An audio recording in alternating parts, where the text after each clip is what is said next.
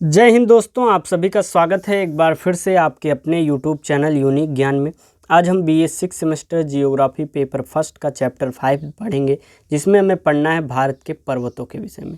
इसके पहले हमने आपको हिमालय का विभाजन, साथ ही साथ विभिन्न चट्टानें, भारत की भूगर्भिक संरचना, भारत की स्थिति, ये सभी चीज़ों के विषय में हमने आपको 4 चैप्टर्स में अच्छे से बता दिया है। अगर आपने नहीं देखा हो तो चैनल पर विजिट कीजिए, वहाँ पर सभी चीज़ें आपको सभी चैप्टर्स जो पिछले कराए गए हैं अच्छे से देखने को मिल जाएंगे। आप चैनल पर विजिट कीजिए, चैनल पर प्लेलिस्ट मिल जाएगी BA 6 semester geography paper first classes के नाम से। पेपर सेकंड क्लासेस की भी PDF है, आप वहाँ से देख सकते हैं। और नोट्स प्राप्त करना चाहते हैं तो आप हमारे टेलीग्राम चैनल को ज्वाइन कीजिए, वहाँ पर सभी क्लासेस के नोट्स जो है प्रोवाइड कराए जाते हैं। अगर आप चैनल पर नए हैं तो चैनल को सब्सक्राइब कर लीजिए, अपने दोस्तों के पास भी शेयर करिए। और पूरा लेक्चर देखने के पश्चात कोई भी बात आपको समझ में नहीं आती है तो आप कमेंट करके अवश्य पूछ लीजिएगा। तो चलिए देखते हैं भारत के पर्वतों के विषय में। जो हमारी हिमालय श्रेणी में, जो हिमालय पर्वत श्रेणियों की जो ऊंची चोटियां थीं, उनके जो पहाड़ पर्वत थे, सभी चीज़ें आपको बताई गई हैं। अब कुछ अन्य पर्वतों के विषय में भी हम जानकारी लेंगे, जिसमें सबसे पहले हम आपको बताएंगे कि पर्वत, पठार और पहाड़ में आखिर अंतर क्या होता है। उसके पश्चात जिससे आपको समझ में आ जाए कि दोनों में, तीनों में क्या फ़र्क होता है, और जब समझ पाएंगे तभी आप अच्छे से जो हमारे भारत में उपस्थित है सभी को जान पाएंगे। जैसे कि कुछ पर्वत या पहाड़ ऐसे होते हैं, जैसे 0 से 300 मीटर पर जो होते हैं उन्हें टीला कहा जाता है, और 300 से 1500 मीटर ऊंचा जो होता है तथा उसका ऊपरी भाग जब नुकीला होता है तो वह पहाड़ी कहलाता है, और जब उसका ऊपरी भाग जब समतल हो जाता है उसे पठार कहते हैं। पठार आपको देखने को मिलेगा, जो अवशेष उसके जैसे कि अरावली की पहाड़ियों में आपको पठार देखने को मिलेंगे, क्योंकि वह बहुत ही पुराना पहाड़ है। उसमें से भ्रंश, उसमें से अवशेष निकलते जा रहे हैं, पुराना होता जैसे जैसे जा रहा है, पठार का निर्माण वह करता जा रहा है। 1500 मीटर से जो एक प्रकार से 10,000 मीटर तक रहती हैं, वह आती हैं किसकी श्रेणी में? पर्वतों की श्रेणी में। जब उसके जो ऊपरी भाग हों वह नुकीले रहते हैं तो वह क्या कहलाते हैं? पर्वत कहलाते हैं। पीक, जो चोटी पूछी जाती है, चोटी क्या होती है? जैसे कि सबसे ऊपरी भाग जो किसी पर्वत पहाड़ की होती है वह पीक कहलाती है। इसे हम टॉप मोस्ट पॉइंट कहते हैं या चोटी कहते हैं। अब माउंटेन रेंज क्या होता है? पर्वत श्रेणी क्या होता है? जब एक ही समय पर बनी पहाड़ियों का समूह, ऐसे जैसे लाइन से ये बनी हुई पहाड़ियाँ, एक ही समय पर बनी जो पहाड़ियाँ, उसका जो समूह देखने को हमें मिलता है उसे क्या कहते हैं? हम माउंटेन रेंज, पर्वत श्रेणी कहते हैं। अब हम इन चीज़ों के विषय में जान गए हैं, आगे चलकर हम पढ़ेंगे कि कौन कौन सी पहाड़ियाँ, कौन कौन से पर्वत हमारे भारत में पाए जाते हैं। सबसे पहले हम देखेंगे अरावली पर्वत श्रृंखला के विषय में।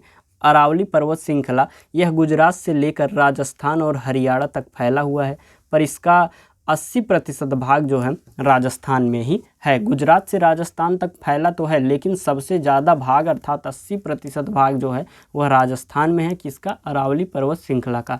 यह भारत का सबसे पुराना पर्वत श्रृंखला है, और इसकी सबसे ऊंची चोटी की बात करें तो इसकी सबसे ऊंची चोटी जो है वह 1722 मीटर है। अरावली पर्वत जो है उसका विस्तार लगभग 800 किलोमीटर में फैला हुआ है। विस्तार आपको देखने को यहाँ पर मिल जाएगा। जो मेन रूप से हमने बताया आपको, हरियाणा तक फैला हुआ है, गुजरात से लेकर राजस्थान और हरियाणा तक फैला है। यहाँ से ये देखिए दिल्ली तक ये फैला हुआ है। कौन सी ये पर्वत श्रृंखला है? अरावली पर्वत श्रृंखला है। यह विश्व की सबसे प्राचीनतम पर्वत श्रृंखला है, यह आपको पता ही होगा। यह अवशिष्ट पर्वत है। अवशिष्ट पर्वत क्यों कहा जाता है? अरावली पर्वत जो है सबसे प्राचीनतम पर्वत है, और इसे क्या कहा जाता है? अवशिष्ट पर्वत कहा जाता है। और इसकी सबसे ऊंची चोटी हमने बताई आपको गुरु शिखर है, और इसकी जो माउंट आबू की पहाड़ियाँ हैं जो कि राजस्थान में हैं, उसमें ही दिलवाड़ा जैन मंदिर है। और जो दिल्ली में रायसीना की पहाड़ियाँ जो भाग है वह अरावली पर्वत श्रृंखला का ही भाग है, जो कि रायसीना की पहाड़ियाँ कहलाती हैं। और इसी पर राष्ट्रपति भवन जो है वह बना हुआ है। राष्ट्रपति भवन आपसे पूछा जाए किस पहाड़ी पर बना हुआ है? रायसीना की पहाड़ी पर बना है, दिल्ली में। और रायसीना पहाड़ी जो है वह किसकी श्रृंखला में आती है? वह अरावली पर्वत श्रृंखला में आती है। 800 किलोमीटर इसका लगभग रेंज है। ये देखिए आपको यहाँ से देखने को मिल जाएगा, गुजरात, राजस्थान, हरियाणा से थोड़ा भाग लेकर दिल्ली तक भी फैली हुई है। कौन सी पर्वत श्रृंखला? अरावली पर्वत श्रृंखला। अगली हम पढ़ेंगे सतपुड़ा पर्वत श्रृंखला।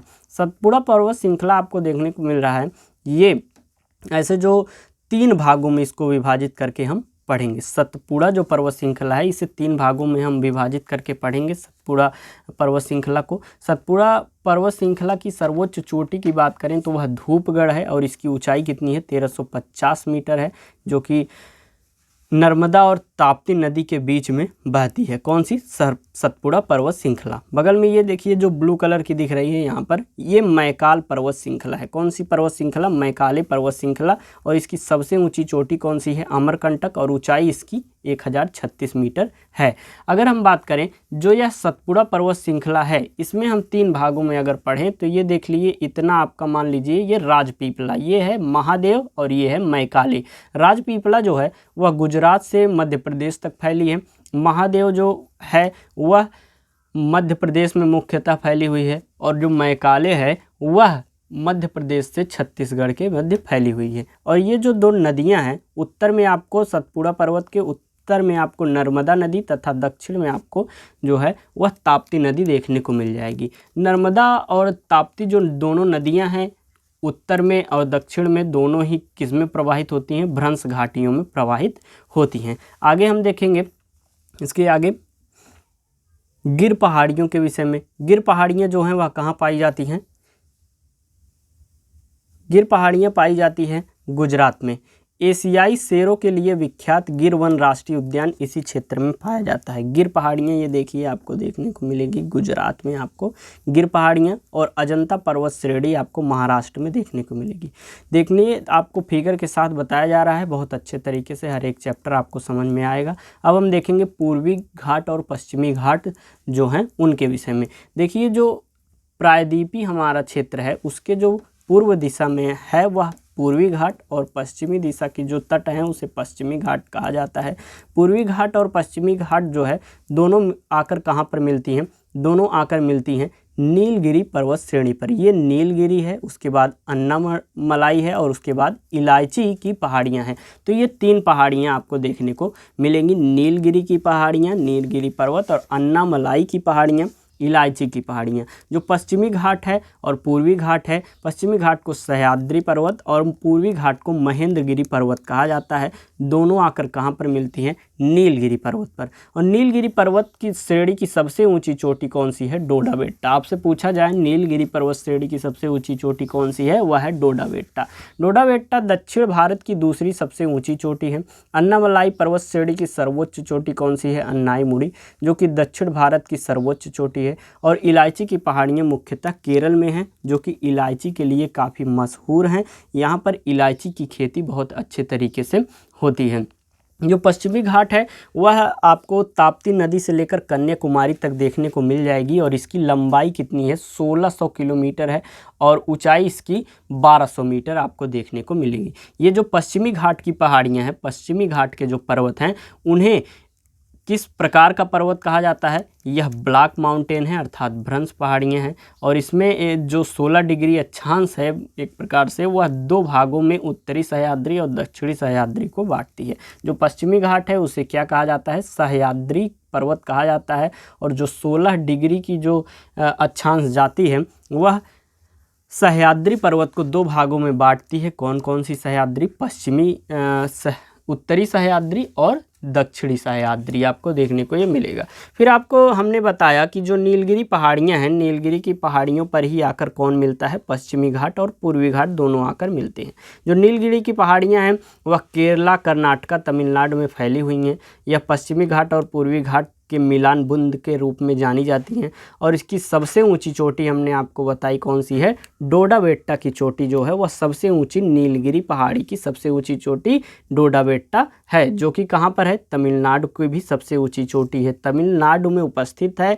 यह नीलगिरी की सबसे ऊंची चोटी है, साथ ही साथ तमिलनाडु की भी सबसे ऊंची चोटी है। और इसी नीलगिरी की पहाड़ियों में ही शांत घाटी जो है वह उपस्थित है, जो कि केरल में है। हमने आपको बताया नीलगिरी की पहाड़ियाँ केरल, कर्नाटक और तमिलनाडु में फैली हुई हैं। तो जो केरल है वहाँ पर शांत घाटी है, जो कि जैव विविधता तथा सदाबहार वन के लिए जानी जाती है। हम बात करें जो नीलगिरी पर्वत है, आपको वहाँ पर हिल स्टेशन घूमने की जगह देखने को मिलेगी। ऊटी बहुत ही प्रसिद्ध जगह है, वहाँ पर लोग घूमने जाते हैं। तो ऊटी जो है वह भी नीलगिरी की पहाड़ी में ही स्थित है। अगली हमारी आती है अन्नामलाई की पहाड़ी। अन्नामलाई की पहाड़ी मुख्य रूप से केरल में है और इसकी हाईएस्ट पीक, सबसे ऊंची चोटी की बात करें तो वह कौन सी है? अनाईमुड़ी सबसे ऊंची चोटी है। दक्षिण भारत की सबसे ऊंची चोटी कौन सी है? अनाईमुड़ी सबसे ऊंची चोटी है। पश्चिमी घाट की सबसे ऊंची चोटी है और साथ ही साथ केरल का भी सबसे ऊंची चोटी कौन सी है? अनाईमुड़ी है। अगली हमारी है इलायची की पहाड़ियाँ, जो कि भारत की सबसे दक्षिणी पहाड़ी है। कौन सी? इलायची की पहाड़ियाँ। आगे हम देखेंगे हमारे पूर्वी घाट के जो पर्वत हैं उनके विषय में। पश्चिमी घाट को हमने पढ़ लिया, पूर्वी घाट के पर्वत कौन कौन से हैं? यह नदियों द्वारा काट छाट दिया गया है। जो पूर्वी घाट के जितने भी पर्वत हैं यह नदियों द्वारा काट छाट दिए गए हैं। उनमें आता है महेंद्रगिरी, जो कि उड़ीसा में है, पूर्वी घाट की सबसे ऊँची चोटी है इस पर। और मलायगिरी जो कि उड़ीसा में है। और नल्लामलाई और पालकोंडा दोनों वेस्ट बंगाल में है। और तमिलनाडु में सेवाराय और जवादी, ये इतने जो हैं पूर्वी घाट पर्वत आपको देखने को मिलेंगे। अगला हम देखेंगे लक्षद्वीप समूह की सर्वोच्च चोटी कौन सी है? वह नारचो है। और अंडमान निकोबार द्वीप समूह की सबसे ऊंची चोटी कौन सी है? सैडल पीट। यह भी आपसे पूछा जा सकता है, आपको इसलिए बता दिया गया है। अगला हम देखेंगे जो हमारे जो 7 सिस्टर्स हैं उनमें से कौन कौन सी पहाड़ियां हैं, अर्थात पूर्वी क्षेत्र में कौन कौन सी पहाड़ियां हमको देखने को मिलती हैं। पूर्वी क्षेत्र जो है मेघालय, सबसे पहले हम बात करेंगे मेघालय। मेघालय कहाँ पर है? मेघालय में ये जो देखिए ग्रीन पहाड़ियाँ बनी हैं, ये गारो खासी जयंती है, ये तीनों पहाड़ियाँ पाई जाती हैं। नागालैंड में आपको देखने को मिलेगी नागा पहाड़ियाँ, यहाँ पर हैं। और मिजोरम में आपको मिजो पहाड़ियाँ देखने को मिलेगी। और अरुणाचल प्रदेश में डाफला मिसमी, ये सभी पहाड़ियाँ देखने को मिलेंगी। अरुणाचल प्रदेश और यहाँ बीच में आपको मणिपुर देखने को मिलेगा, इसको मणिपुरी पहाड़ियाँ भी कहते हैं। आप एक ट्रिक से भी याद कर सकते हैं, अरुण जो है वह नाग बाबा से मणि लेकर मौज कर दिया। अर्थात सबसे पहले अरुणाचल प्रदेश में जो डाफला और आपको देखने को मिलेंगी मिसमी, ये दोनों पहाड़ियाँ। उसके बाद फिर अरुण जो है नाग से नागालैंड की पहाड़ियाँ, मणि लेकर मणिपुर की पहाड़ियाँ, और फिर यहाँ आ जाती हैं मौज करना अर्थात मिजो की पहाड़ियाँ जो पाई जाती हैं। तो इस प्रकार से इतनी ही पहाड़ियाँ आपके भारत देश में पाई जाती हैं, जो कि मुख्य रूप से हैं, जो आपके पेपर में पूछा जा सकता है। इसलिए हमने आपको बहुत अच्छे तरीके से बता दिया। नेक्स्ट चैप्टर्स आपके जल्द ही आएंगे, चैनल पर बने रहिए। अपने दोस्तों के पास अवश्य शेयर कर दिया करिए, आपके एग्ज़ाम नज़दीक हैं, उनका भी फ़ायदा हो जाएगा। और व्यूज़ आने पर आपके वीडियोज़ जल्दी आएंगे, क्योंकि व्यूज़ आने से, कमेंट्स आने से हमें पता चलता है कि इस सब्जेक्ट की आपको नीड है, तो इस सब्जेक्ट पर ज़्यादा ध्यान दिया जाता है और अच्छे से वीडियोस बनाए जाते हैं, जो कि आपके लिए लाभकारी होते हैं। और जिसका भी एग्ज़ाम हो जाए वह कृपया अपना पेपर भेज दिया करें, जिससे जिनका ना एग्ज़ाम हुआ रहे उनके लिए फ़ायदेमंद रहे। जब हम उसको सॉल्व कराएंगे या चैप्टर या पेपर जो है वह अगर यूट्यूब चैनल पर डाल देंगे, तो जिसका पेपर ना हुआ रहेगा वह देखकर उन्हें मदद मिलेगी। धन्यवाद, मिलते हैं अगले वीडियो में, तब तक चैनल पर बने रहिए।